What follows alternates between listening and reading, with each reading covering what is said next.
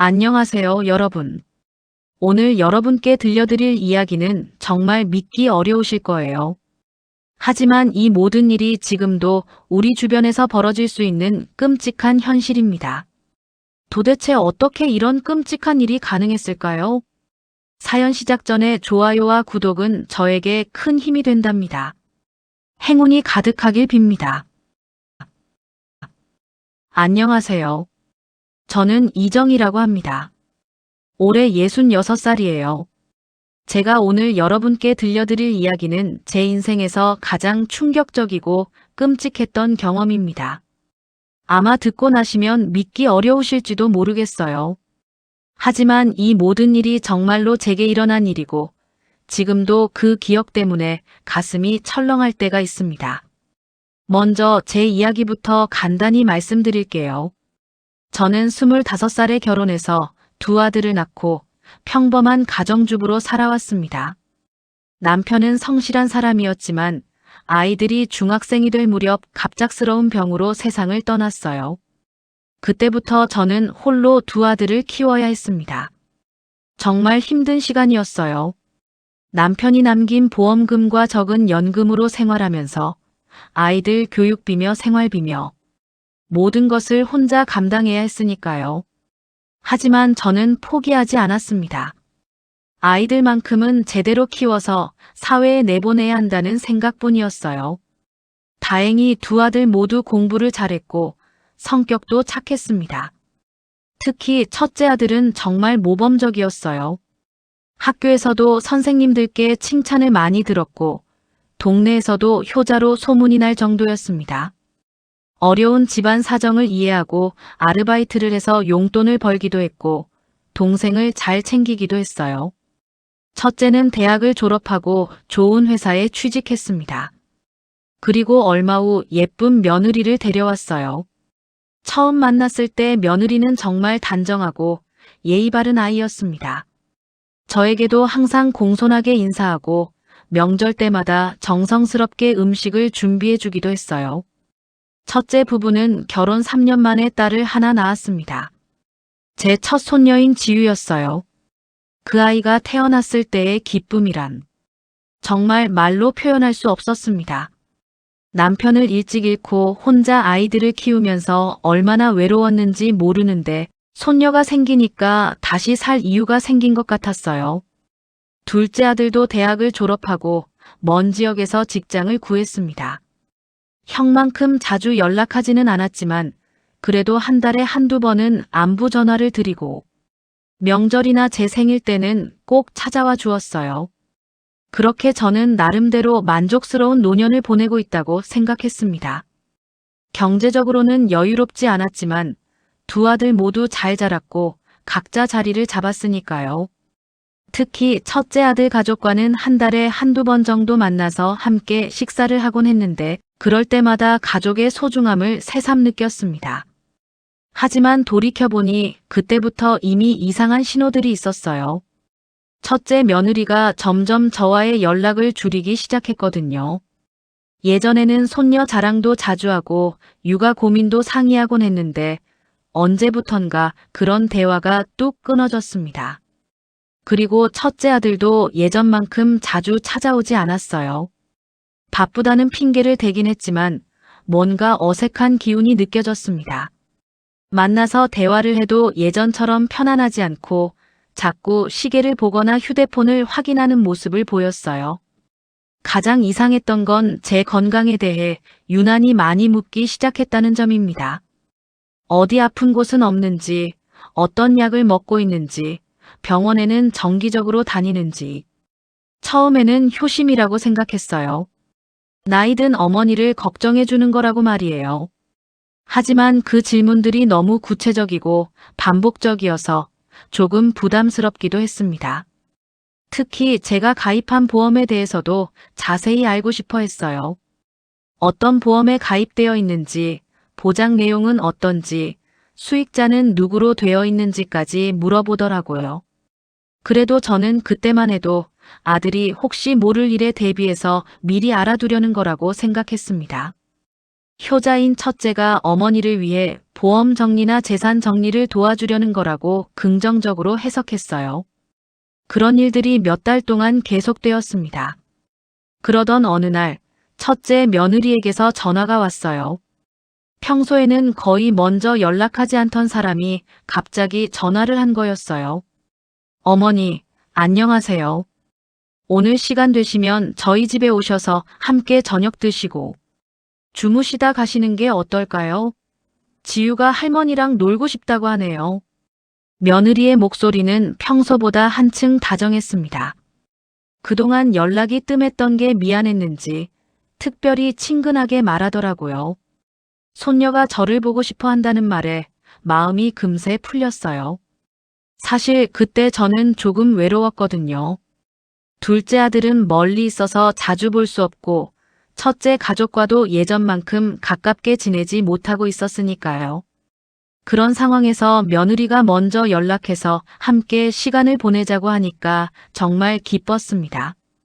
저는 곧바로 준비를 하고 첫째 아들 집으로 향했습니다. 마음이 들뜬 상태였어요. 오랜만에 손녀와 실컷 놀 수 있을 거라는 생각에 말이죠. 그때만 해도 저는 전혀 몰랐습니다. 그 다정한 초대 뒤에 숨겨진 끔찍한 계획이 있다는 것을. 첫째 아들 집에 도착했을 때 정말 모든 것이 완벽해 보였습니다. 집안은 평소보다 더 깔끔하게 정리되어 있었고 현관에서부터 좋은 냄새가 났어요. 며느리는 앞치마를 두르고 나와서 저를 반갑게 맞아주었습니다. 어머니, 어서 오세요. 지유야, 할머니 오셨다. 손녀 지유가 달려와서 제 다리를 꼭 안았을 때 정말 마음이 따뜻해졌어요. 그동안 쌓였던 서운함이나 어색함 같은 건 모두 사라지는 것 같았습니다. 아, 역시 가족이구나 싶었죠. 첫째 아들도 평소보다 다정하게 굴었어요.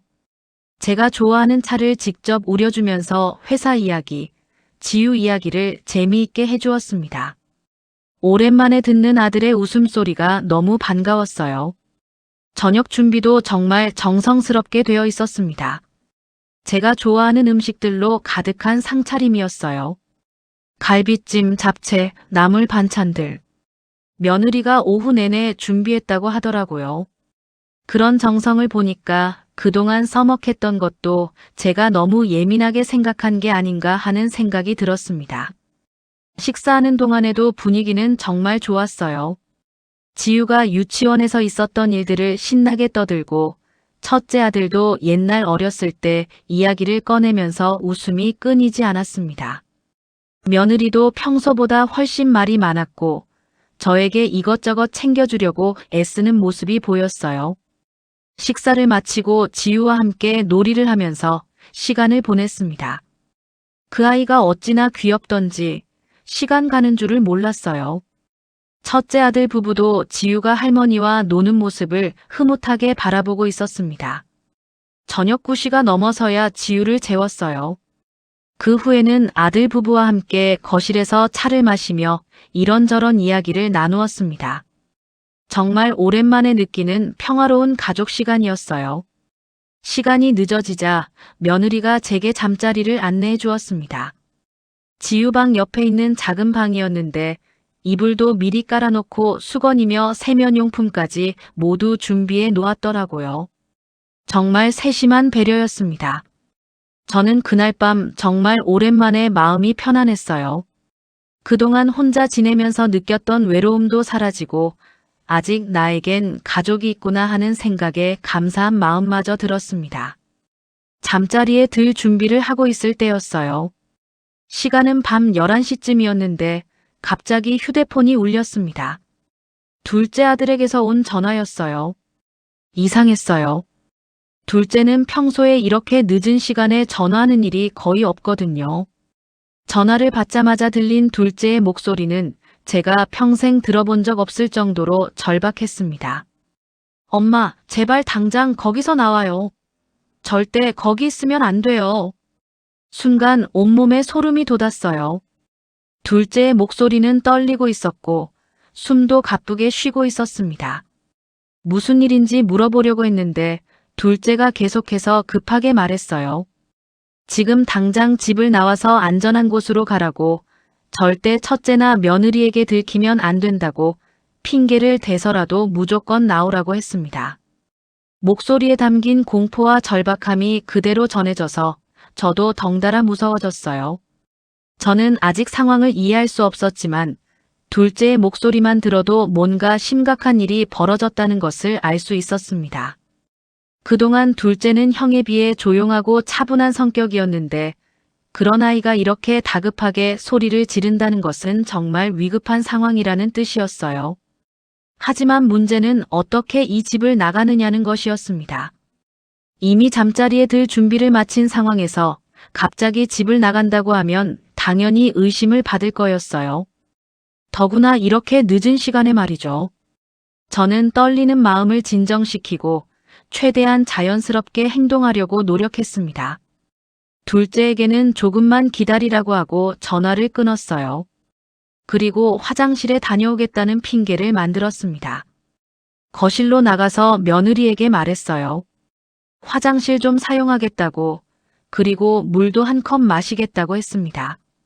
며느리는 아무렇지 않게 위치를 알려주었어요. 그때 며느리의 표정을 지금도 생생히 기억합니다. 정말 자연스럽고 평온해 보였거든요. 화장실에서 잠시 시간을 보낸 후 저는 부엌 쪽으로 향했습니다. 물을 마신다는 핑계로 말이에요. 다행히 부엌 쪽에 뒷문이 있다는 것을 기억하고 있었어요. 예전에 왔을 때 며느리가 쓰레기를 버리러 나가는 걸 본 적이 있었거든요. 부엌에서 물을 마시는 척하면서 주변을 살폈습니다. 첫째 아들은 거실에서 텔레비전을 보고 있었고 며느리는 설거지를 하고 있었어요. 지금이 기회라고 생각했습니다. 저는 최대한 조용히 뒷문 쪽으로 다가갔어요. 문고리에 손을 댔을 때 심장이 터질 것 같았습니다. 혹시 소리가 날까봐, 혹시 들킬까봐 정말 무서웠어요. 다행히 뒷문은 조용히 열렸습니다. 저는 신발도 제대로 신지 못한 채 밖으로 나왔어요. 차가운 밤 공기가 얼굴을 때렸지만 그보다는 안도감이 더 컸습니다. 뒷골목은 어두웠지만 저는 최대한 빨리 걸어서 큰 길로 나갔습니다. 다리가 너무 떨려서 제대로 걷기도 힘들었어요. 뒤에서 누가 쫓아오는 것 같은 기분이 들어서 계속 뒤를 돌아보면서 걸었습니다. 큰 길에 나와서야 겨우 택시를 잡을 수 있었어요. 택시에 타자마자 둘째에게 전화를 걸었습니다. 제가 안전한 곳에 있다고 알려주었죠. 그제야 둘째의 목소리에서 조금 안도하는 기색이 느껴졌어요. 택시 안에서 저는 계속 생각했습니다. 도대체 무슨 일이 벌어진 걸까? 왜 둘째가 그렇게 급하게 집에서 나오라고 했을까? 분명 뭔가 심각한 일이 있었을 텐데. 그때만 해도 저는 상상도 못했어요. 제가 평생 믿고 사랑했던 첫째 아들이 저를 해치려 했다는 사실을 말이에요. 택시 안에서 집으로 향하는 동안 저는 계속 둘째에게 무슨 일인지 물어봤지만 둘째는 직접 만나서 이야기하자고만 했어요. 전화로는 위험하다고 반드시 얼굴을 보고 설명하겠다고 했습니다. 그 말을 들으니 더욱 불안해졌어요. 집에 도착해서 문을 열자마자 둘째가 달려왔습니다. 얼굴이 새하얗게 질려 있었고 손도 부들부들 떨고 있었어요. 그런 아들의 모습을 본 적이 없어서 저도 덩달아 무서워졌습니다. 둘째는 저를 거실로 안내하면서 일단 앉으라고 했어요. 그리고 물 한 잔을 가져다 주면서 마음을 진정하라고 했습니다. 하지만 제가 어떻게 마음을 진정할 수 있겠어요? 도대체 무슨 일이 벌어진 건지 전혀 모르는 상황이었으니까요. 둘째는 한참을 망설이더니 천천히 입을 열기 시작했습니다. 며칠 전에 형 집에 들렀다가 우연히 보게 된 것들이 있다고 했어요.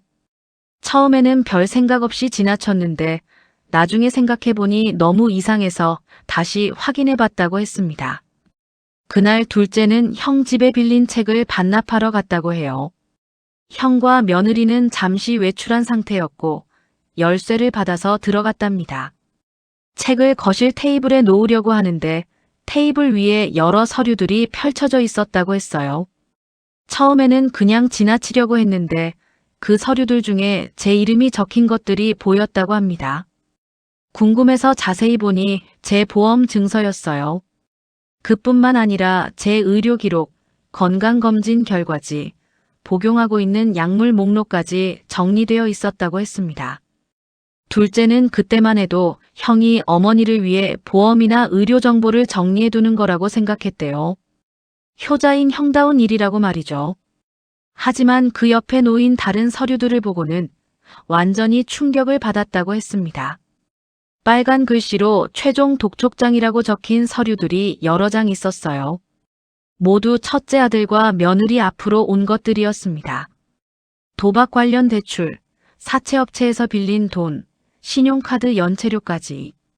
총 빚의 규모가 수억 원에 달했다고 해요. 더 충격적인 것은 그 서류들 사이에 끼워져 있던 메모지였습니다. 며느리 필체로 적힌 것 같았는데 제 생활 패턴이 자세히 기록되어 있었어요. 몇 시에 잠들고 몇 시에 일어나는지, 어떤 약을 언제 먹는지, 평소 건강 상태는 어떤지까지 말이에요. 둘째는 그 순간 소름이 돋았다고 했어요. 왜 형과 며느리가 제 개인 정보를 이렇게 자세히 수집하고 있는 건지, 왜 제 보험 정보와 함께 자신들의 빚 독촉장을 놓아두고 있는 건지 이해할 수 없었대요. 하지만 결정적인 증거는 따로 있었습니다. 둘째가 그 서류들을 정리하려고 하는데 테이블 밑에 떨어진 종이 한 장을 발견했다고 해요. 그것은 인터넷에서 검색한 내용을 프린트한 것이었는데 독극물에 관한 정보들이었습니다. 어떤 독극물이 즉사하지 않고 자연사처럼 보이게 하는지, 어떤 방법으로 사용해야 발각되지 않는지, 부검에서도 발견하기 어려운 독극물은 무엇인지, 정말 끔찍한 내용들이 적혀 있었다고 해요. 둘째는 그제야 모든 상황을 이해했다고 했습니다.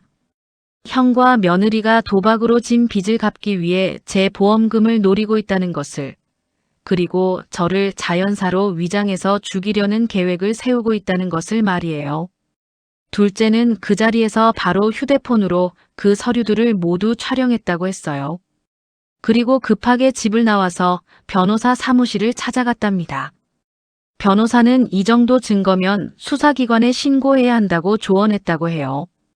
하지만 둘째는 좀 더 확실한 증거가 필요하다고 생각했습니다. 혹시 오해일 수도 있고 형이 정말로 그런 끔찍한 일을 계획하고 있는지 확신이 서지 않았대요. 그래서 사설 탐정 사무소의 도움을 받기로 했다고 했습니다. 탐정은 며칠 동안 첫째 아들 부부를 미행하면서 증거를 수집했어요. 그 과정에서 더욱 충격적인 사실들이 드러났습니다. 첫째 아들과 며느리가 카페에서 나눈 대화가 녹음되었는데 그 내용이 정말 끔찍했어요. 이번 주말에 엄마를 초대해서 하룻밤 재우자. 그리고 그때 일을 끝내자. 정말 괜찮을까? 혹시 들킬까봐 무서워. 걱정하지 마. 엄마가 원래 혈압약이랑 당뇨약을 드시잖아. 거기에 조금만 섞으면 돼. 그냥 급성 심장마비로 보일 거야. 보험금이 나오려면 얼마나 걸려? 2년 지났으니까 자살이 아닌 이상 다 나와. 우리가 수억은 받을 수 있어. 둘째가 그 녹음 파일을 들려주었을 때 저는 정말 믿을 수가 없었어요. 제가 평생 사랑하고 키운 아들이, 제가 며느리처럼 아꼈던 그 아이가 저를 죽여서 보험금을 타려고 계획하고 있었다니요. 탐정은 더 많은 증거들을 찾아냈습니다. 첫째 아들의 컴퓨터 검색 기록에는 독극물 관련 검색어들이 가득했어요. 자연사로 위장하는 방법, 부검에서 발견되지 않는 독노인 급사원인 같은 끔찍한 검색어들이 수십 개나 있었습니다. 며느리의 휴대폰에서는 사채업체들과 주고받은 메시지들이 발견되었어요. 빚쟁이들이 독촉하자 며느리가 답장한 내용이 이랬습니다. 조금만 더 기다려주세요. 곧 큰 돈이 들어올 예정이에요. 이번 주말이면 모든 게 해결될 거예요. 모든 증거가 한 가지를 가리키고 있었습니다.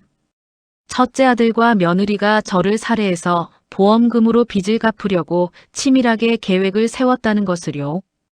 둘째가 제게 이 모든 이야기를 해주는 동안 저는 한마디도 할 수가 없었어요. 너무 충격적이고 믿기 어려운 일이었거든요. 하지만 증거들이 너무나 명확했고 둘째가 거짓말을 할 이유도 없었습니다. 그제야 저는 깨달았어요.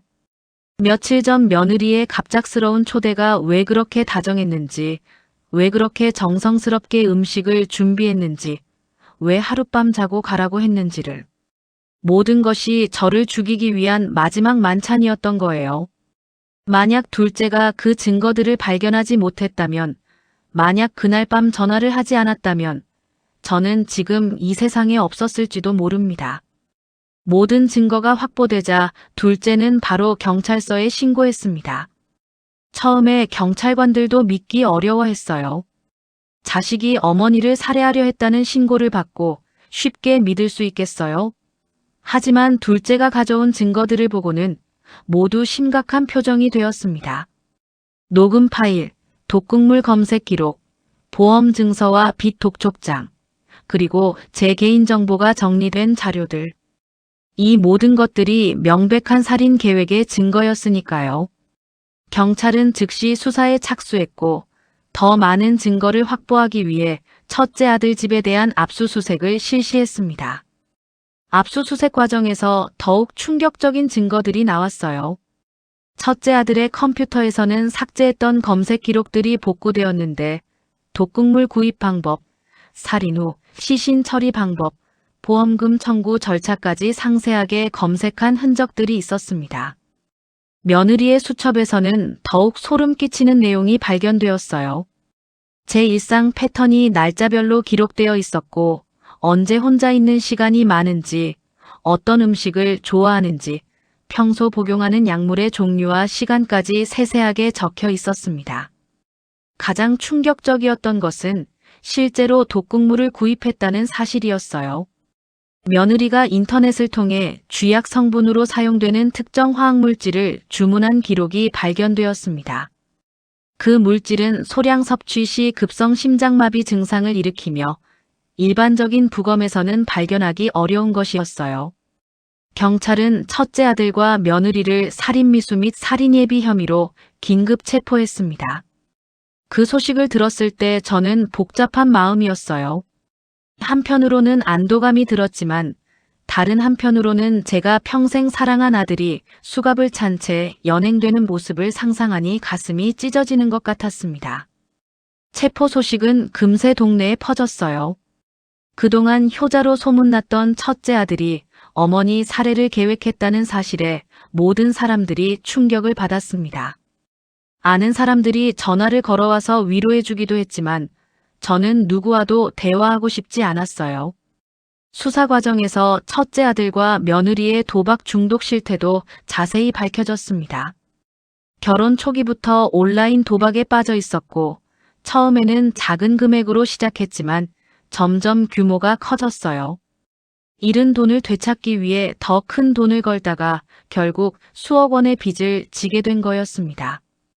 그들은 정상적인 방법으로는 절대 그 빚을 갚을 수 없다는 것을 알고 있었어요. 첫째 아들의 월급으로는 생활비도 부족한 상황이었으니까요. 그래서 제 보험금에 눈을 돌린 거였습니다. 제가 가입한 생명보험금이 수억 원이었거든요. 수사관들은 그들이 얼마나 치밀하게 계획을 세웠는지 설명해 주었어요.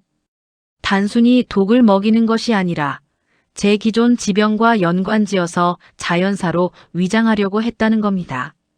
제가 평소 혈압약과 당뇨약을 복용하고 있다는 것을 알고 그 약물과 독극물을 함께 복용시켜서 급성 심장마비로 보이게 하려던 거예요. 더욱 소름 끼치는 것은 그 계획을 실행하기 전에 여러 번 연습을 했다는 사실이었습니다. 며느리가 제가 좋아하는 음식에 어떤 방식으로 독을 섞을지, 어떤 농도로 사용해야 즉사하지 않고 자연사로 보일지 미리 실험해봤다는 거예요. 재판이 시작되었을 때 저는 법정에 가야 할지 고민이 많았습니다. 제 아들이 피고석에 앉아있는 모습을 보는 것이 너무 괴로울 것 같았거든요.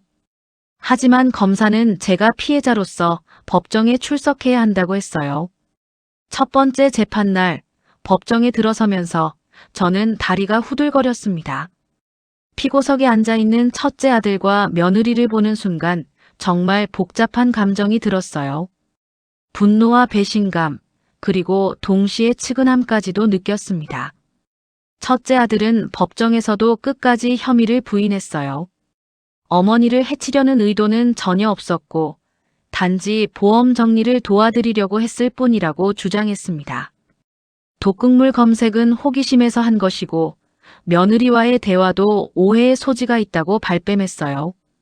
하지만 증거들은 너무나 명확했습니다.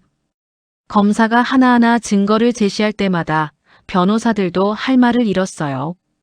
특히 녹음된 대화 내용이 법정에서 재생되었을 때 방청석에서 탄식 소리가 들렸습니다.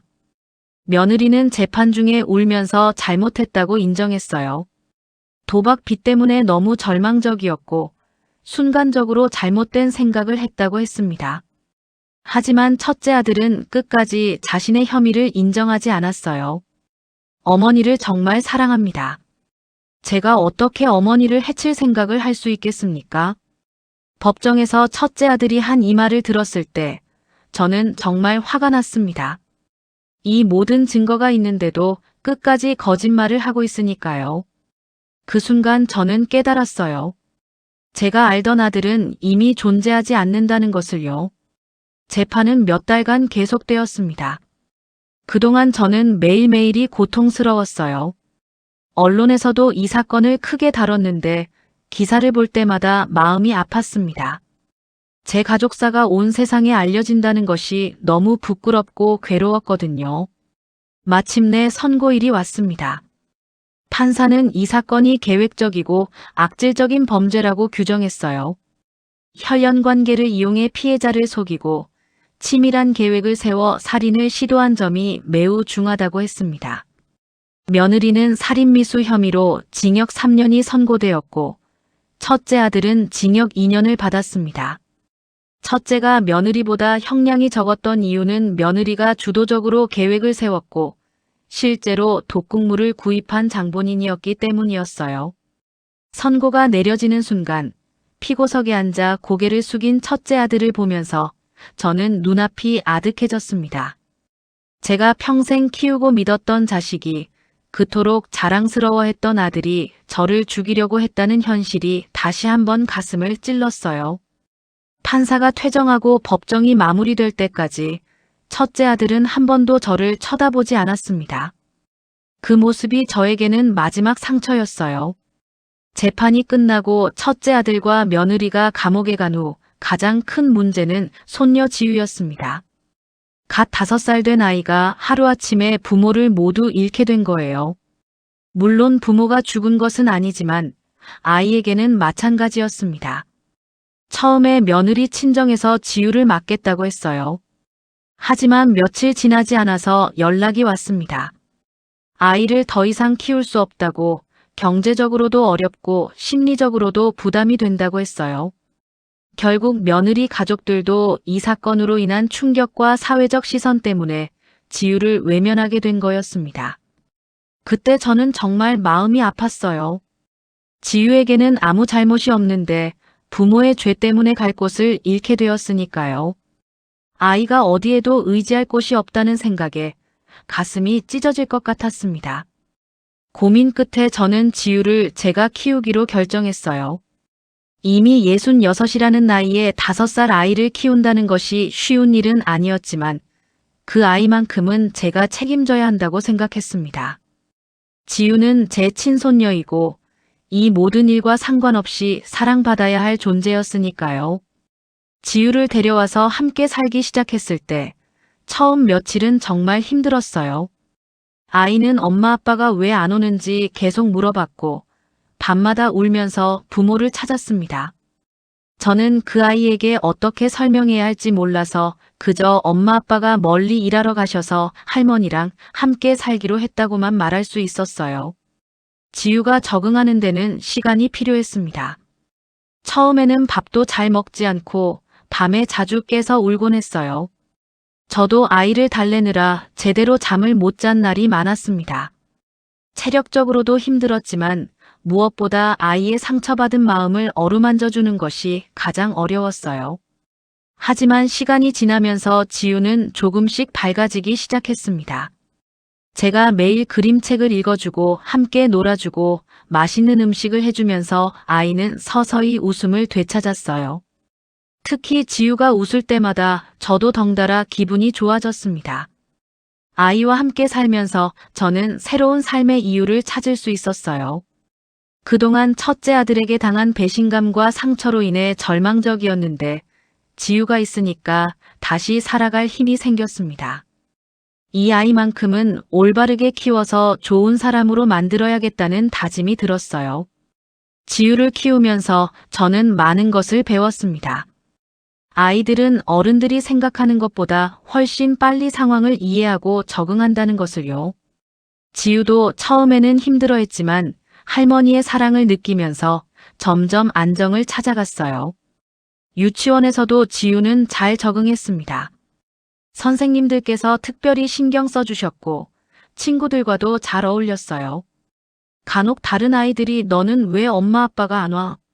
라고 물어볼 때가 있었지만 지우는 당당하게 우리 할머니가 있어라고 대답했다고 해요. 그런 지우의 모습을 보면서 저는 이 아이가 얼마나 강한 아이인지 새삼 느꼈습니다. 그리고 제가 이 아이에게 얼마나 많은 위로를 받고 있는지도 깨달았어요.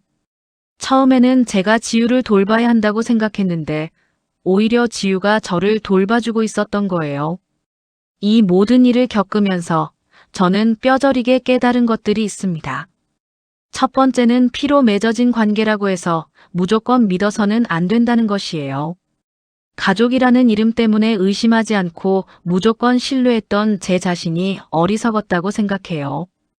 두 번째는 조금이라도 수상한 기운이 느껴진다면 반드시 확인해야 한다는 것입니다. 그동안 첫째 아들과 며느리가 보인 이상한 행동들, 제 건강과 보험에 대한 지나친 관심, 갑작스러운 친절함. 이 모든 것들이 경고 신호였는데 저는 그냥 넘어갔어요. 세 번째는 무엇보다 내 생명은 내가 지켜야 한다는 사실입니다. 누구든지 심지어 가장 가까운 가족이라도 나를 해칠 가능성이 있다면 경계해야 해요. 이것이 냉정하게 들릴 수도 있지만 제가 생생히 경험한 현실이에요. 네 번째는 위험한 상황에 놓였을 때 혼자 고민하지 말고 반드시 도움을 요청해야 한다는 것입니다. 만약 둘째 아들이 없었다면, 만약 둘째가 용기를 내어 저에게 알려주지 않았다면 저는 지금 이 자리에 없었을 거예요. 이런 일을 당하고 나서 저는 주변 분들께도 항상 말씀드려요. 가족이라는 이름이 때로는 가장 잔인한 함정이 될 수 있다고요. 특히 나이 드신 분들은 자식들을 무조건 믿고 의지하려고 하시는데 그것이 때로는 위험할 수 있어요. 요즘에는 노인을 노린 범죄가 정말 많아졌잖아요. 그런데 그 범죄자가 바로 가족일 수도 있다는 것을 인정하기는 어려워요. 하지만 현실은 그래요. 경제적 어려움이나 도박 중독, 약물 중독 등으로 인해 가족조차 범죄의 대상으로 보는 사람들이 있어요. 저는 지금도 가끔 그날 밤을 떠올려요. 만약 둘째의 전화가 조금만 늦었다면, 만약 제가 그 전화를 무시했다면 어떻게 되었을까 하고 말이에요. 생각만 해도 온몸이 떨립니다. 하지만 이제는 그런 두려움보다는 감사한 마음이 더 커요. 둘째 아들이 형의 계획을 알아채고 저를 구해줬다는 것에, 그리고 지금 지우와 함께 새로운 인생을 살아갈 수 있다는 것에 감사해요. 지우는 이제 초등학교에 입학할 나이가 되었어요. 아이는 밝고 건강하게 자라고 있고, 저도 아이와 함께 하루하루를 소중히 보내고 있습니다. 힘들었던 과거는 과거일 뿐이고, 이제는 지우와 함께 만들어갈 미래가 더 중요해요. 여러분께 마지막으로 당부드리고 싶은 말씀이 있어요. 저처럼 목숨을 위협받는 상황에 놓인다면 절대 혼자 고민하지 마세요. 아무리 가까운 사람이라도 나를 해치려 한다면 주저하지 말고 도움을 요청하세요. 경찰이든 주변 사람들이든 반드시 누군가에게는 이야기하세요. 그리고 평소에도 자신의 안전에 대해 항상 경각심을 가지고 계세요. 가족이라는 이름에 안주하지 말고 조금이라도 이상한 점이 보이면 확인해 보세요. 여러분의 소중한 생명을 지키는 것은 바로 여러분 자신이니까요. 제 이야기가 여러분께 작은 도움이라도 되었으면 좋겠습니다. 감사합니다. 자, 오늘의 이야기는 여기까지입니다. 이 이야기는 결국 한 통의 전화가 한 생명을 살린 충격적인 사건이었습니다. 가족이라 믿었던 사람들에게서 배신을 당하고 목숨까지 위협받았던 주인공. 그러나 그 속에서도 손녀와 함께 새로운 삶을 선택하며 진짜 가족의 의미를 깨달을 수 있었습니다. 가족이라는 이름이 때로는 가장 따뜻한 울타리가 되지만 동시에 가장 깊은 상처가 되기도 합니다. 여러분이라면 이런 상황에서 어떻게 하셨을까요? 댓글로 여러분의 생각을 남겨주세요. 그리고 더 많은 드라마 같은 이야기를 듣고 싶으시다면 구독과 좋아요, 알림 설정까지 꼭 부탁드립니다. 감사합니다.